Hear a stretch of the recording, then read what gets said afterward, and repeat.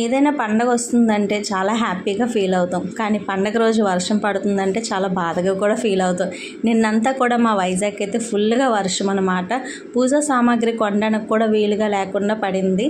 ఎలా అయితే ఈరోజు అయితే వినాయక చవితి కంప్లీట్ చేశాను.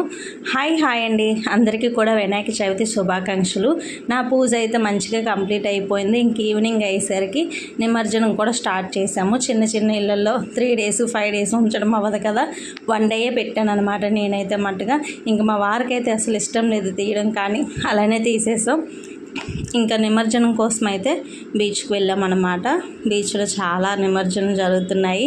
అందరూ కూడా గట్టిగా కేకలు వేసుకుంటూ హడావిడిగా సాంగ్స్ పాడుకుంటూ చక్కగా నిమజ్జనం అయితే చేశారు. చాలా హ్యాపీ అనిపించింది. మేమైతే మట్టుగా నిమజ్జనం బీచ్లోనే చేస్తాము, మా వైజాగ్ వాళ్ళంతా కూడాను. చుట్టూ లొకేషన్ చాలా బాగుంది. సమాధులు చూసి భయపడకండి, అవి మనుషులు కాదు, డాగ్స్ అన్నమాట. ఇంకా నిమజ్జనం అయ్యాక ఇంటికి వెళ్తున్నప్పుడు వినాయక చవితి నిన్నంతా డల్గా ఉన్న వైజాగ్ ఈరోజు కలర్ఫుల్గా లైటింగ్స్తో మెరిసిపోతుంది. చాలా బాగుంది.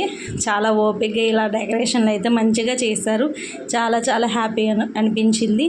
మరొకసారి మీకు మీ కుటుంబ సభ్యులకి వినాయక చవితి శుభాకాంక్షలు అండి. వీడియో నచ్చితే ఒక చిన్న లైక్ ఇచ్చేసి సబ్స్క్రైబ్ చేసుకోనండి. బాయ్.